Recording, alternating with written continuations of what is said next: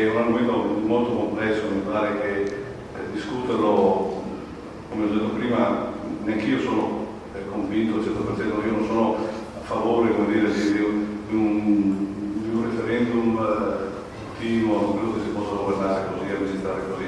Se si potesse, io giro una proposta anche alle altre minoranze, sospendere questo punto e andare avanti con il resto dello statuto, del cambiamento di statuto, loro sono d'accordo, per me va bene.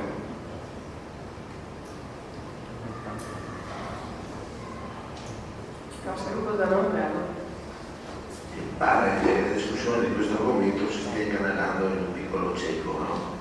Alla fine ci troviamo a discutere di una cosa molto importante, sicuramente esprime un desiderio, forse mi voglio ripetere ogni volta, ma esprime un desiderio forte da parte della cittadinanza di partecipazione, discussione. Quindi ovviamente questo è uno dei metodi, dei modi che si possono avere per una migliore partecipazione, ma ce ne sono tanti altri. No, la rilevanza dell'argomento, raccogliendo un po' quelle che sono le indicazioni un po' di questa assemblea, è quello magari di soprassedere e darne un giusto rilievo in una circostanza magari diversa. Capogruppo Donon, prego, concludiamo. Allora, devo dire che essere arrivati a questo punto, qui mi voglio prendere l'onore e l'onere.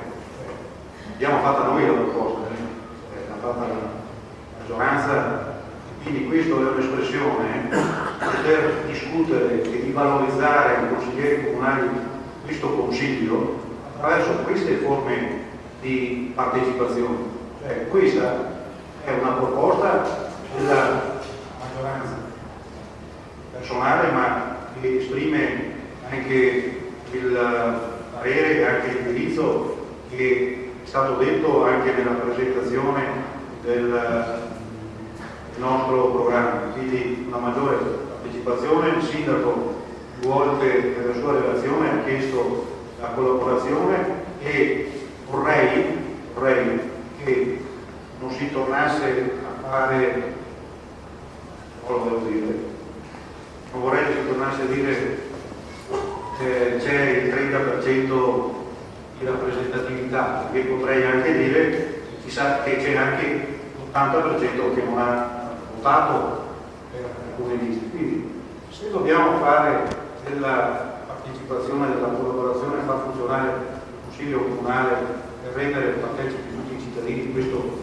lo vuole questa maggioranza, deve essere espressione di tutti quanti. Questo è il mio parere, ma è il parere della relazione programmatica della nostra lista e del nostro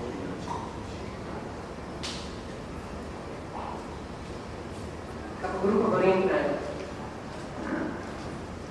Sì, la proposta del capogruppo di maggioranza era quella di ritirare il punto, quindi di ritirare la proposta del movimento, ma in realtà qui non si sta accogliendo la proposta del capogruppo, non si chiede di sospendere la trattazione, che è cosa diversa dal ritiro del punto, quindi di continuare la discussione in Consiglio Comunale senza che questo venga ritirato, lasciando quindi spazio, modo e tempo perché l'argomento sia sviscerato.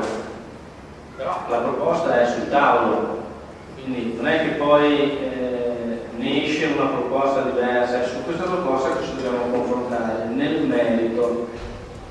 Quindi io non ho nessun problema a chiedere che l'argomento sia sospeso dalla votazione e che quindi il Consiglio Comunale già dalla prossima seduta prosegua la trattazione dello stesso punto, dello stesso quindi emendamento. Lasciamo da qui ad allora un modo di tempo perché nelle sedi opportune vengano sviluppati gli argomenti a sostegno delle tesi, eventualmente, anche se si spera che non ne siano contrapposti.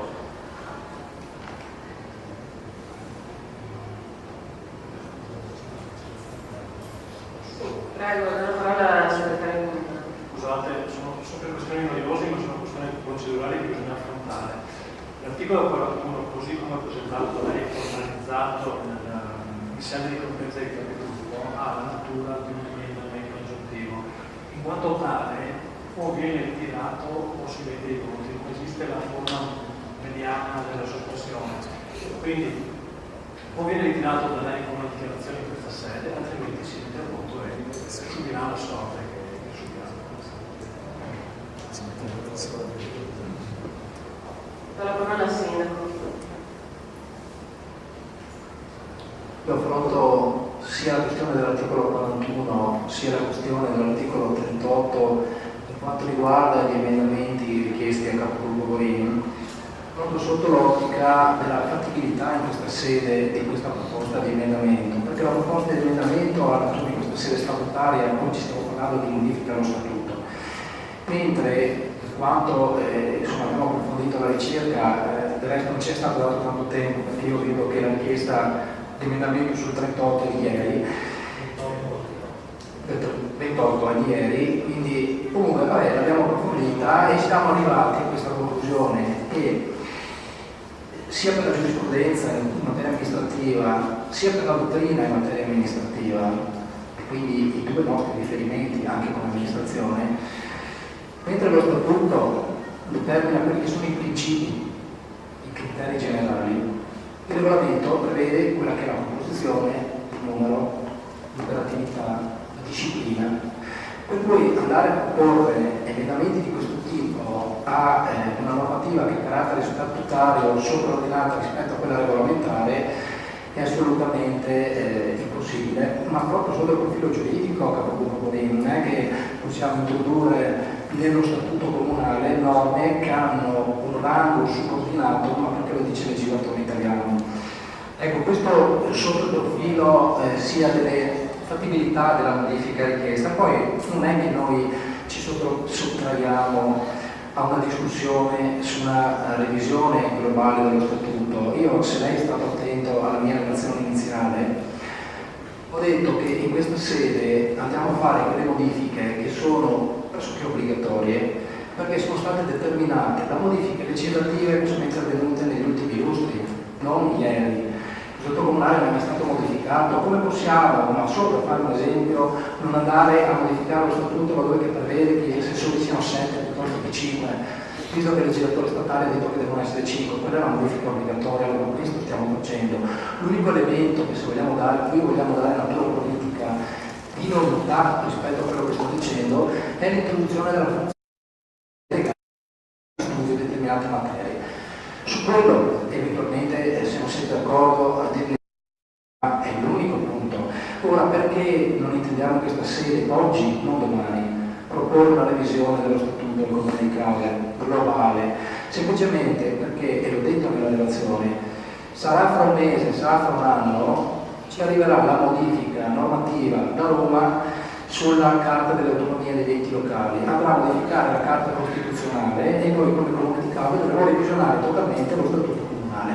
Inutile che lo modifichiamo oggi per 10-15 norme, regole, quando poi dovremo comunque andare a fare tabula rasa e rimodificarlo per l'ennesima volta. Questo è in ordine al tipo di scelta fatta per le modifiche limitate alla normativa sopravvenuta, e quindi non è che noi ci sottraiamo alla discussione, semplicemente è una questione di opportunità anche legislativa e regolamentare.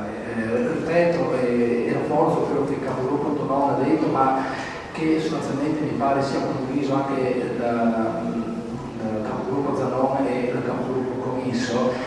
In questa sede non si può andare a introdurre con un emendamento una regola a una norma che avrà un superiore.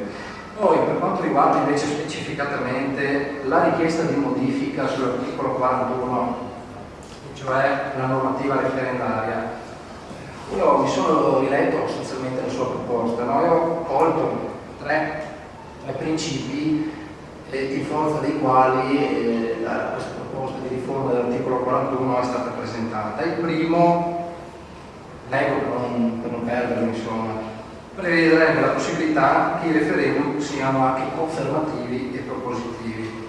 Ma se leggiamo la norma non esclude assolutamente la tipologia di referendum, la norma garantisce tutte le tipologie di referendum così come coniata, senza necessità di modifiche, che sono previste dall'attuale assetto normativo statale, per cui anche il referendum propositivo o confermativo già rientra nella disciplina normativa dell'articolo 41. Il secondo prevede che il referendum abbia carattere vincolante. Allora, se noi leggiamo la norma dell'articolo 41 in combinato disposto con la norma dell'articolo 25, ultimo comma del regolamento comunale in materia di referendum, notiamo che c'è scritto che alle risultanze del referendum è previsto per l'amministrazione un obbligo di provvedere. Ma cosa vuol dire questo? Vuol dire che se il referendum dà un certo tipo di esito, l'amministrazione deve provvedere, almeno io lo interpreto anche solo sotto il profilo lessicale, quindi andare a introdurre una modifica dell'articolo 41 per introdurre che questo deve essere vincolante al referendum, lo trovo fuori luogo semplicemente perché l'articolo 25, l'ultimo comma del regolamento, già lo dice. Il terzo punto, ed è quello sostanzialmente unitamente al quarto in cui io dissento, è che si conferisce efficacia vincolante all'esito del referendum, a prescindere dal numero dei votanti, quindi a quorum zero, con qualsiasi referendum obbliga l'amministrazione a prenderne atto e a provvedere. E qua sposo semplicemente sia la tesi di capogruppo Tonò che capogruppo Commisso, nel momento in cui sarebbe da un'amministrazione ostaggio di una qualsiasi minoranza, che intende, perché ha raccolto 1300 voti necessari per dire un referendum, di paralizzare l'azione dell'attività amministrativa. Ripeto, oggi nell'attuale assetto normativo il regolamento prevede che il 50% di quorum può determinare l'amministrazione, deve determinare l'amministrazione nelle scelte. Se lo facciamo quorum zero, francamente, un quisque del popolo, solo perché è riuscito a raccogliere 1200 voti su 12.600 persone, scusate, sono 9.600 votanti, rappresenterebbe di fatto l'impossibilità per l'amministrazione di governare sempre, in ogni caso, tranne che quelle materie che non possono essere oggetto di referendum. E ho fatto questo passaggio per discutere poi del quarto punto, perché lei sta proponendo di fatto anche una formulazione illegale della norma. Allora, nella formulazione della norma all'articolo 41, il comma 3 sostituisce di fatto quello che era il comma 3 preesistente dell'articolo 41, di cui do lettura. Non è ammesso il referendum sulle seguenti materie: tributi e tariffe, provvedimenti a contenuto vincolato definito da leggi statali o regionali, materie che non siano di esclusiva competenza locale. Lei ha proposto la riformulazione dicendo che nelle materie locali il Comune di Caule può essere oggetto di referendum nelle proprie, abrogando di fatto nella formulazione il secondo di questo comma 3. Quindi di fatto lei sta proponendo al Comunale di approvare una modifica dell'articolo 41,3 sostenendo che è ammissibile il referendum in materia di tributi, di tariffe. Ma io ricordo dagli studi universitari della mia professione che c'è una norma posta nell'ambito delle nostre fonti di tutto, per cui noi non siamo noi che decidiamo su questo, chi lo decide? La Costituzionale lo decide. Non mi pare che una modifica di un regolamento, come riteniamo noi semmai, o addirittura una modifica dello statuto, possa andare ad incidere su una normativa di rango sopraelevato, superiore, come quella dal punto di vista della Carta Costituzionale. Concludo un attimo sull'articolo 41. L'attuale versione dello statuto la possiamo definire a maglie larghe, perché sostanzialmente detta in conformità ai principi quello che è la disciplina generale. Allora, io poi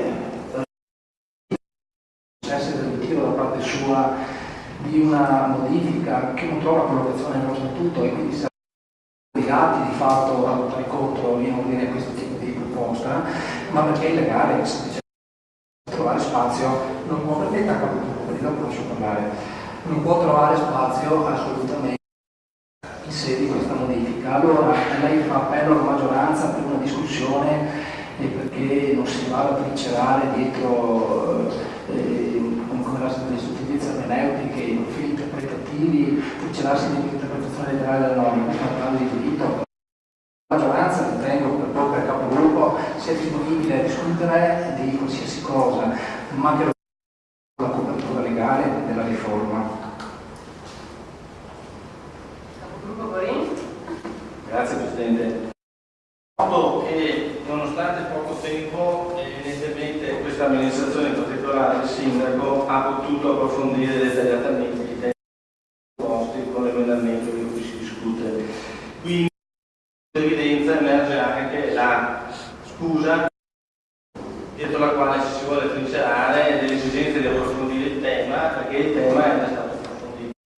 Anche penso male, in quanto il legale costituisce oggetto dell'emendamento che è stato sottoposto all'attenzione di questo Consiglio. Partiamo dai riferimenti che nessuno ha la pretesa né la stupidaggine con una modifica di statuto comunale. Non si chiede di introdurre il referendum in materia tributaria, semplicemente si rende più semplice, se non ricordo male dall'articolo 8, la formulazione in materia di referendum.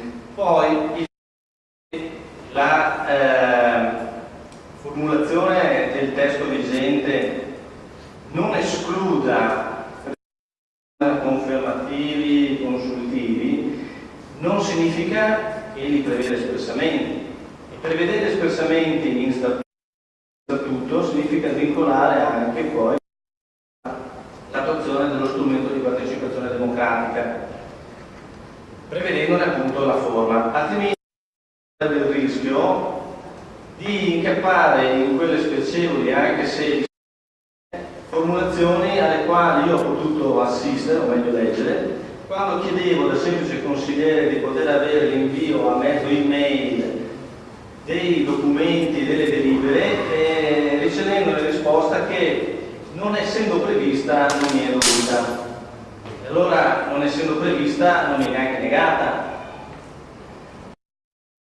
Vuol dire che forse esplicitare quelli che sono i principi a garanzia della partecipazione democratica dei cittadini alla gestione della cosa pubblica, penso che sia non un interesse mio, non un interesse suo, non un interesse della maggioranza, ma un interesse di tutti. Ed è questo lo scopo, la ratio della proposta. Vincolare poi l'amministrazione alle scelte di un numero anche esiguo, perché il quorum intero questo prevede, ed è stato esplicitato proprio nel principio, chi vota, delegato chi va a votare per la decisione che verrà assunta, significa anche responsabilizzare ulteriormente l'elettorato attraverso quella che deve diventare necessariamente una campagna di informazione capillare, diffusa sui temi che verranno affrontati. Allora io prendo atto che il tema è stato affrontato da questa maggioranza, prendo atto che vi è una volontà politico-amministrativa non in sintonia con la proposta, che potrà tranquillamente ne avere il diritto, il dovere di votare in coscienza e magari anche contro quella che è la proposta, però vi assumete anche una responsabilità politico-amministrativa di giustificare il motivo per il quale voi state amministrando con il 29%, ma volete negare che il 29% degli elettori possono esprimere, vincolando l'amministrazione, una scelta su un tema particolare.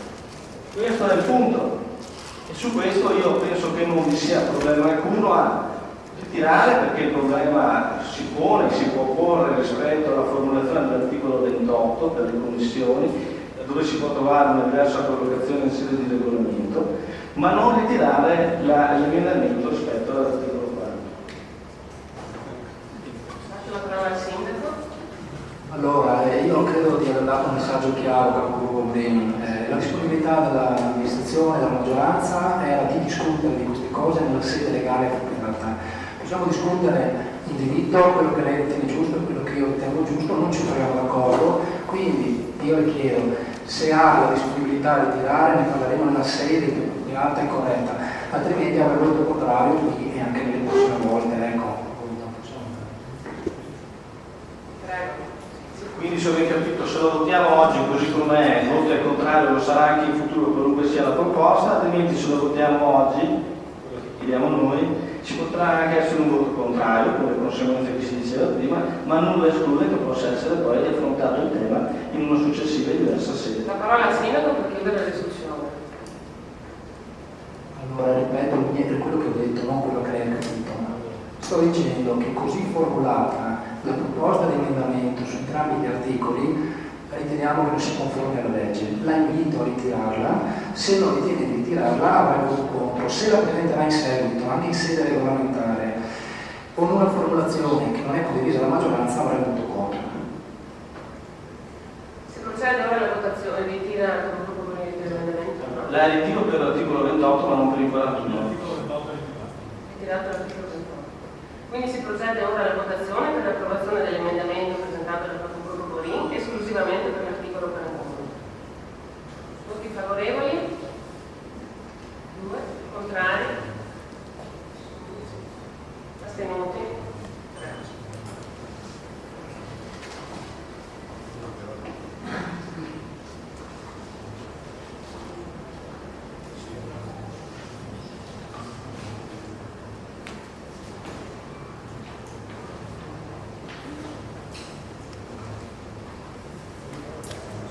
Procede ora alla votazione per l'approvazione delle modifiche allo statuto comunale così come riportate nella proposta di delibera.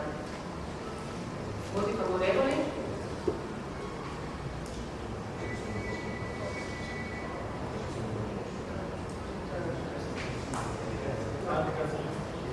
Dichiarazione di voto? Qualcuno deve fare dichiarazione di voto? Prego.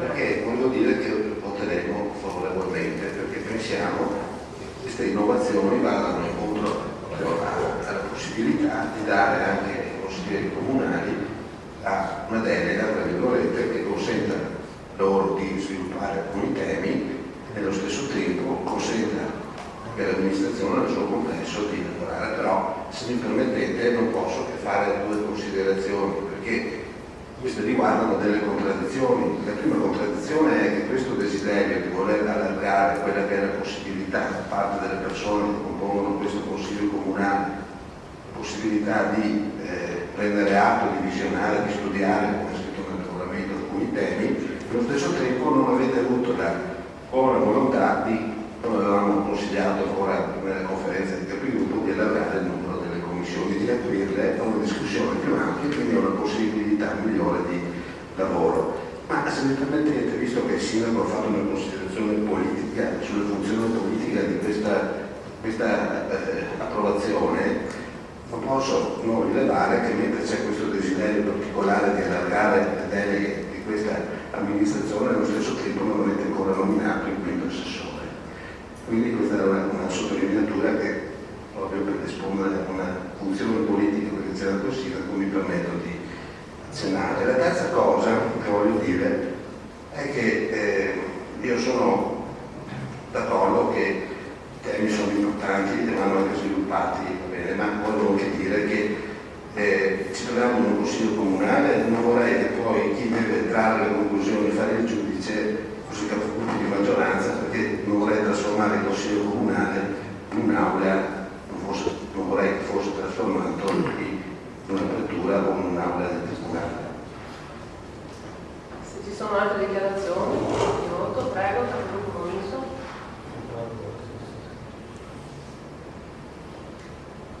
Sì, grazie. Voterò anch'io favorevolmente al punto. Volevo un attimo spiegare il mio atteggiamento rispetto al punto precedente, che avevo annunciato avrei dato il voto favorevole all'emendamento del capogruppo Borin, e poi mi sono astenuto perché avrei preferito il capogruppo lo avesse ritirato. Io ho spiegato perché avrei votato favorevolmente, era una provocazione, ma se poi le cose vanno, come dire, in contraddittorio, come diceva il capogruppo Zanona, a livello di tribunale o in punto di fioretto, noi poveri diavoli, come dire, siamo schiacciati fra questi avvocati, per cui dobbiamo, insomma. Anche perché se desideriamo come consiglieri miseri, consiglieri di minoranza, avere delle delucidazioni dal punto di vista legale, Con tutto il rispetto per gli illustri avvocati che sono rappresentanti in questo Consiglio, noi avremmo piacere che fosse il nostro segretario comunale che ce le fornisce, che credo sia l'unica persona competente, non l'unica competente, ma l'unica qui dentro, con la responsabilità anche di spiegarci come sono i problemi di tipo legale. Do la parola al sindaco. Lo so che è un rituale che in sede di dichiarazione di voto il sindaco prenda la parola, però è giusto che replichi un attimo anche alle recenti considerazioni. Da un lato sapete tutti che la nomina del quinto assessore l'ho subordinata a Angelo Consigliere Minoia e mi pare anche che nel precedente consiglio comunale nessuno ha sollevato la problematica condividendo un po' sostanzialmente, forse almeno questo ho capito io, la scelta del sindaco. Ecco, sotto invece questo ulteriore secondo profilo sollevato dal capogruppo Zalon, questo consiglio comunale sostanzialmente ci troviamo nella situazione che non è che il capogruppo non determini quella che è la presidenza di un tribunale, come mi pare di aver capito. Credo ci sia un presidente del consiglio comunale che regoli perfettamente quella che è la disciplina del consiglio e anzi se deve togliere la parola il capogruppo non lo chiederà. In ordine invece l'accenno fatto che il capogruppo commisso non è un avvocato e altri avvocati non ce ne sono, ma all'eccezione di alcuni, non mi pare però che in questo frangente, da quando la capogruppo ha avuto cognizione della problematica, revisione del regolamento, revisione statuto, quello che è l'organo per eccellenza deputato a fornire il parere giuridico del comune di Caore, ossia il segretario comunale del Torino Nomine, si sia sottratto a dare ai capigruppo o ai singoli consiglieri quelle che sono le informazioni di base necessarie perché anche chi non ha la conoscenza del diritto possa però capire che lo statuto ha un po' più di importanza rispetto al regolamento. Grazie. Metto ora in votazione le modifiche allo statuto comunale, così come riportate nelle proposte di delibera. Voti favorevoli? Voti contrari? Voti astenuti? 2 astenuti.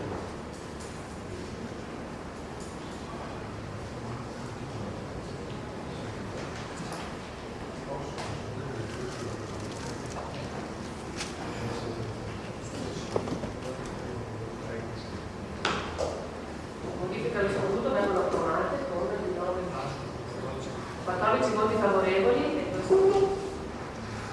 Procediamo ora col 10° punto all'ordine del giorno. Approvazione del regolamento per la disciplina delle riprese audio e video delle sedute del Consiglio Comunale e le loro pubblicazione. Relazione al sindaco. Come a voi noto, le funzioni degli enti locali sono soggettate a radicali mutamenti legati alle nuove disposizioni normative e ai bisogni della popolazione amministrata e nello stesso tempo le possibilità offerte dalle tecnologie dell'informazione e della comunicazione contribuiscono ad accrescere il valore del sistema locale. La necessità per le pubbliche amministrazioni locali di semplificare il trattamento, la trasmissione e la divulgazione dei dati e delle conoscenze si configura quindi come una delle condizioni primarie per lo sviluppo della società dell'informazione, nella consapevolezza che la diffusione per via telematica di informazioni e servizi pubblici favorisce l'interazione tra i cittadini e i sistemi di governo, consente nuove forme di coesione sociale, promuovendo il dibattito sulla cosa pubblica e restituisce ai cittadini il ruolo propulsore nella società civile.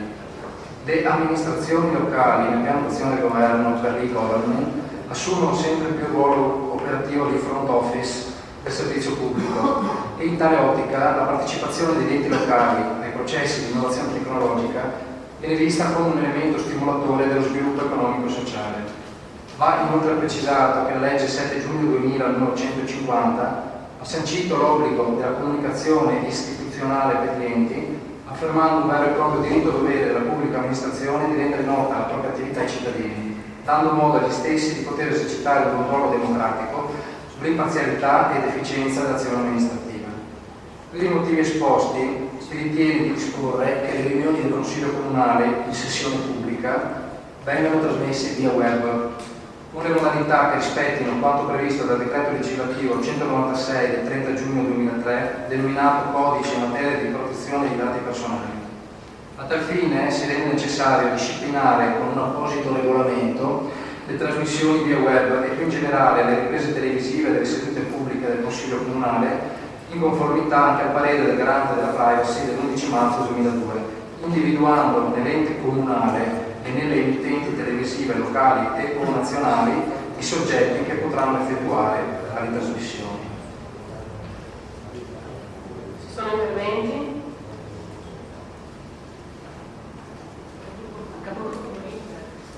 Grazie Presidente. Dunque, noi ci riportiamo sostanzialmente a quanto già rilevato in sede di conferenza di capigruppo, dove si faceva notare come di fatto questo regolamento sia inutile e non necessario. Condividiamo e soprattutto auspichiamo che quanto prima, se già non avviene da questa seduta, i lavori di Consiglio Comunale siano trasmessi possibilmente attraverso il canale più economico che è internet, quindi via web, per consentire a tutti quanti coloro che non possono essere presenti alla seduta del Consiglio Comunale di partecipare comunque ai lavori del Consiglio e quindi di avere conoscenza diretta di ciò che viene detto, di ciò che viene deciso.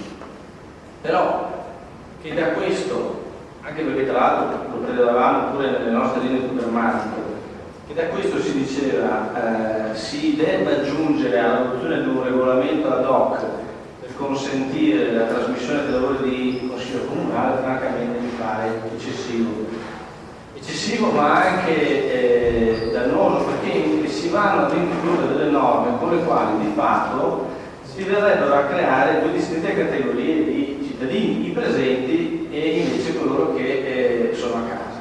Allora così si verrebbe a creare disparità di trattamento che evidentemente sono incostituzionali, allora sì illegittime.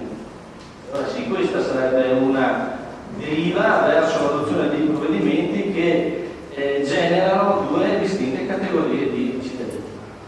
Noi invece riteniamo che tutte le forme di autorizzazione, di concessione, di preventivo benestare da parte di organi che hanno il potere sulla diffusione delle informazioni altro non siano che forme di censura che di per sé vanno a limitare quella che è la libertà fondamentale di informazione e quindi di essere informati. Su questo profilo quindi noi assolutamente siamo favorevoli alla trasmissione, anche se in diretta o differita, ma specialmente se in diretta, dei lavori di Consiglio Comunale, ma non riteniamo né utile né necessaria l'adozione di questo regolamento.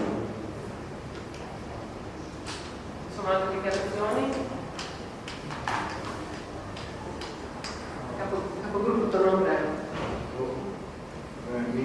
Mi ripeto, ovviamente potrebbe diventare ormai diritto un ritornello di questo Consiglio Comunale. Questa maggioranza e il nostro atteggiamento programmatico non ha nulla contro la pubblicità, la partecipazione e la massima trasparenza delle cose. Questo regolamento è esclusivamente una norma o una regola che mettiamo in atto per tutela nei confronti dei dati personali. Poi sulla volontà che tutti possano avere accesso a qualsiasi forma, sulla libertà di accedere o di poter, non c'è ombra di dubbio che questa maggioranza non vada in questo senso. Quindi questo potevamo anche non farlo, questo però farlo non vuol dire che siamo contro, stiamo facendo solamente io sono sempre stato uno contro le regole, ma non perché non voglio adattarmi alle regole, perché tutto quello che è regolamentato sembra che sia una vessazione nei confronti dei cittadini. Però sostanzialmente, siccome in questo mondo purtroppo dobbiamo organizzarci e partecipare, questo è sicuramente un regolamento a tutela dei dati personali, se vogliamo essere definitivi e sintetici su questo aspetto. Do la parola al sindaco.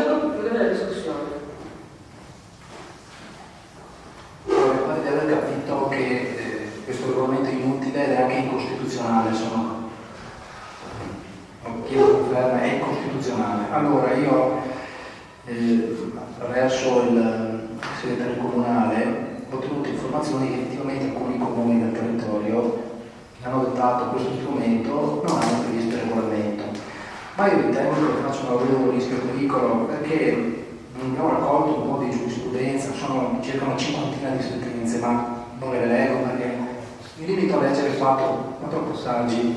Una Cassazione sezione penale, per cui il fatto costituisce reato se non è regolamentato, un TAR Veneto 2010 sulla ineludibilità di tale regolamento, la pronuncia del garante sulla privacy 11 marzo 2002 sull'opportunità di indicare le modalità di rendere pubbliche le sedute attraverso il regolamento e il parere dell'Osservatorio Viminale 15 gennaio 2010 che prevede che il regolamento è la fonte idonea per eccellenza a disciplinare le modalità e gli eventuali limiti della registrazione o della videoripresa. Non da ultimo il parere dell'ANCI 16 novembre 2010 che prevede la necessità del regolamento inteso come metodo per il problema della privacy per il superamento dell'acquisizione del necessario consenso da parte dei consiglieri. E preciso solo in ordine a questa circostanza che oggi se si approva il regolamento non è necessario chiedere il consenso di ogni singolo consigliere presente o assente o dissenziente perché si possa riprendere perché di fatto automaticamente ha dato il consenso, ma via di più perché nell'ipotesi di surroga del consigliere per morte o dimissioni, nell'ipotesi che fra un tot di anni si rinnovi il consiglio comunale, comunque questo regolamento vincola già il consigliere neoeletto o subentrante a prestare automaticamente il consenso per fare il consigliere. In ordine alla censura mossa al ruolo del Presidente che viene evidenziato come un deus ex machina in ordine all'applicazione del regolamento, credo invece che la funzione del Presidente in ogni organo collegiale sia fondamentale per l'applicazione della disciplina, in questo caso a carattere regolamentare. Dopo l'intervento del Sindaco dichiaro chiusa la discussione. Mettiamo ora in votazione l'approvazione del regolamento per la disciplina per le riprese audio e video. Voti favorevoli? 13. Voti contrari? 2. L'approvazione viene approvata adesso un punto dell'ordine del giorno. Passiamo ora all'11° e ultimo punto dell'ordine del giorno. Chiedo scusa, Presidente. Solo perché quando è iniziata la seduta questa sera non è stato chiesto se c'era un'interpellanza. Io ne avrei comunque 3 che sono anche urgenti, quindi chiedevo prima di chiudere la seduta di consiglio se era possibile. E poi depositare. No, non dovrei anche leggere. Sì, no, finiamo prima poi di chiudere la seduta se c'era spazio. Certo. Allora, l'11° punto dell'ordine del giorno sull'IMO, presentato dal capogruppo Borin. Se le lascio la parola per l'esposizione della sua proposta.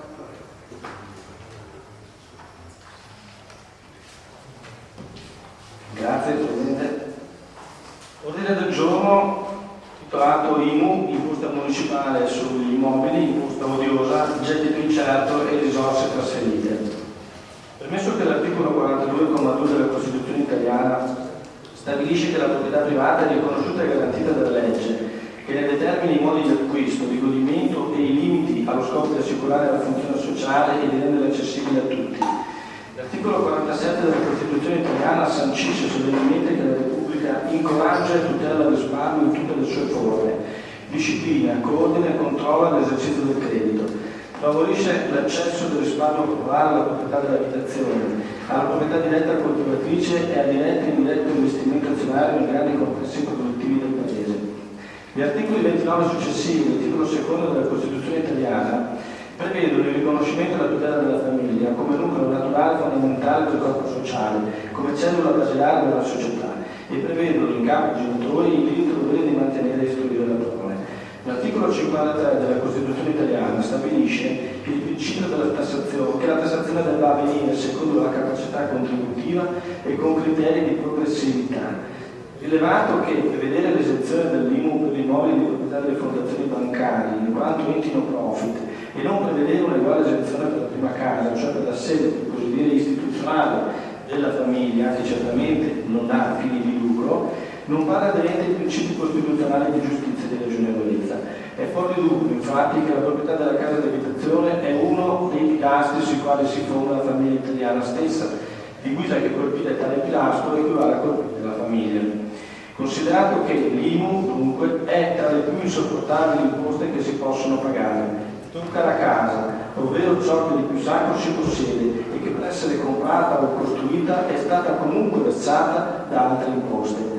La caratteristica di questa imposta è che essa viene divisa tra le casse dello Stato e quelle comunali. Più precisamente, quando si paga l'IMU, alcune somme per essere versate sono legate a dei codici tributo che andranno allo Stato e ad altre somme sono invece legate a dei codici tributo che andranno al Comune.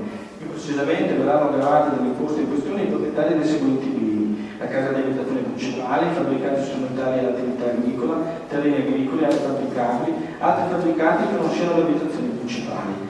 La norma stabilisce poi che i proventi derivanti dalla tassazione dell'abitazione principale dei fabbricati rurali sono di esclusivo appannaggio del Comune, mentre le somme derivanti dalla tassazione dei terreni agricoli, delle aree fabbricabili e degli altri fabbricati diversi dalle abitazioni principali saranno equamente divise al 50% tra Comune e Stato centrale. L'Agenzia delle Entrate ha assegnato questi codici tributo all'IMU, li darei per letti, ma che comunque fanno riferimento all'abitazione principale che va al Comune, ai fabbricati rurali che vanno al Comune, terreni agricoli che vanno al Comune, terreni agricoli ulteriori che vanno allo Stato, aree fabbricati al Comune, fabbricabili al Comune, altre aree fabbricabili allo Stato, altri fabbricati al Comune e ulteriori altri fabbricati allo Stato. Quindi, riassumendo, abbiamo che sono solo le somme relative ai codici tributo 3912, 3913, 3914, 3916, 3918 andranno al Comune, mentre le somme relative ai codici tributo 3915, 3917 e 3919 andranno allo Stato. Un'ulteriore complicazione è dovuta al fatto che lo Stato impone come metodo di pagamento solo un modello F24 tramite il quale il versamento va all'Agenzia delle Entrate e quindi allo Stato centrale. Per contro è stata abolita la possibilità di pagare l'imposta con il bollettino postale che di solito andava direttamente sul conto del Comune in cui i beni immobili erano censiti. L'ulteriore complicazione è stata rappresentata dal fatto che il Governo ha recentemente centralizzato tutte le tesorerie comunali delle regioni a statuto ordinario, portando la loro cassa di fatto a Roma. Centralizzazione delle tesorerie che non è avvenuta per le regioni a statuto speciale. Alla luce di un dato si ritiene utile e necessario far sentire la voce dei cittadini del Comune delle regioni a statuto ordinario anche attraverso delibere del Consiglio Comunale che richiamano l'attenzione sui problemi generati dall'introduzione dell'IMU e muovano delle proposte di provvedimento in loco del gettito di spettanza dei comuni, evitando l'inutile e incerto meccanismo del trasferimento dalla cassa centrale a quelle periferiche ove le imposte sono state riscosse. A tal fine sono state ipotizzate diverse forme di sensibilizzazione del governo centrale e di protesta pacifica che tengono conto dell'imminente scadenza all'epoca in cui è stato predisposto questo ordine del giorno del 18 giugno per il pagamento della prima rata e i successivi adempimenti in materia.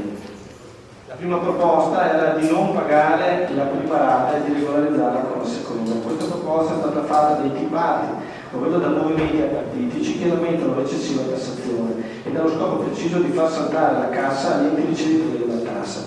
Se gli enti a giugno non ricevono niente avranno sicuramente problemi di cassa con tutte le conseguenze che si possono immaginare. Il contribuente, per non venire meno al proprio dovere per non subire le ripercussioni, viene invitato a saldare l'imposta a dicembre pagando una sanzione del 3,75% sul dovuto, cioè della sola rata di giugno, a cui vanno aggiunti l'interesse del 2,5%